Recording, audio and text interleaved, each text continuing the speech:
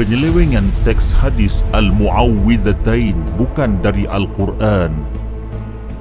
Dalam kitab Sahih Al-Bukhari, jilid ke-6, bab surah An-Nas, hadis nombor 4732, diriwayatkan an Zirrin qala sa'altu Ubay ibn Ka'b qultu ya Abal Munzir inna akhaka ibn Mas'ud yaqulu kadza wa kadza.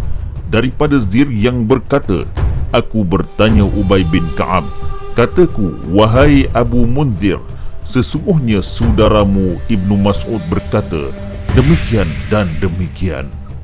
Faqala Ubay, sa'altu Rasulullah sallallahu alaihi wasallam. Ubay bin Ka'ab pun berkata, aku bertanya kepada Rasulullah. Faqala li, qila li, faqultu, qala fanahnu naqulu kama qala Rasulullah sallallahu alaihi wasallam. Ditanyakan kepadaku, telah ditanya kepadaku. Maka Ubay pun berkata, maka kami pun berkata sebagaimana yang telah disabdakan oleh Rasulullah.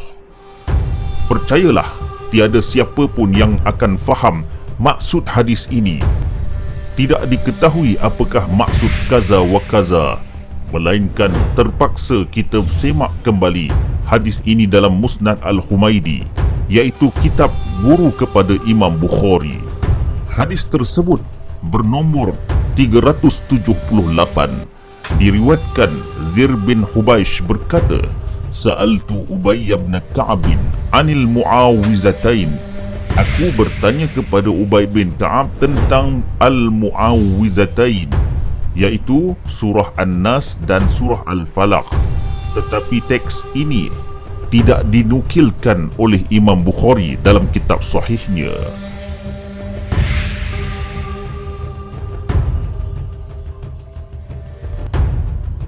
Faqultu ya Abal Munzir inna akhaka ibn Mas'ud yahukkuhuma minal mushaf.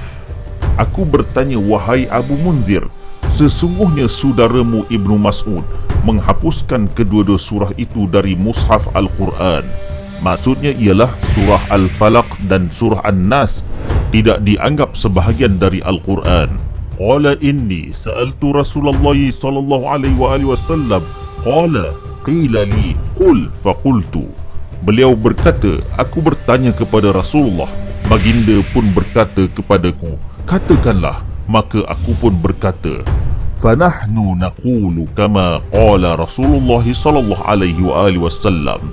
Maka kami pun berkata sebagaimana yang Rasulullah sabdakan. Justru itu, teks hadis ini mengalami penyelewengan dalam kitab Sahih Al-Bukhari, iaitu ungkapan sa'altu Ubay ibn Ka'ab 'anil Mu'awwizatain telah dinukilkan oleh Imam Bukhari sebagai sa'altu Ubay ibn Ka'ab.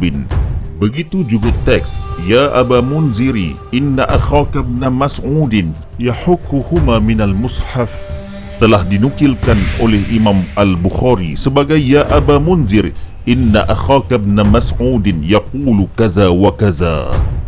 Justru itu, dalam matan hadis ini terdapat dua teks yang telah mengalami penyelewengan. Sudah tentu tujuan penyelewengan ini terjadi dikarenakan barang siapa yang percaya bahawa kedua-dua surah tersebut, iaitu Qul a'udzu birabbil falaq dan Qul a'udzu birabbin nas, bukan dari Al-Quran, maka kafirlah ia. Barangkali inilah faktor yang menyebabkan pengarang kitab Sahih Bukhari enggan menulisnya secara jujur. Sedangkan menolak satu huruf sahaja dari Al-Quran sudah menyebabkan seseorang itu menjadi kafir. Yang menghairankan kita, kenapakah Imam Al-Bukhari menukilkan hadis ini di dalam kitab sahihnya? Sila ikuti video-video dari channel ini untuk meninjau lebih banyak isu tahrif dalam kitab-kitab hadis.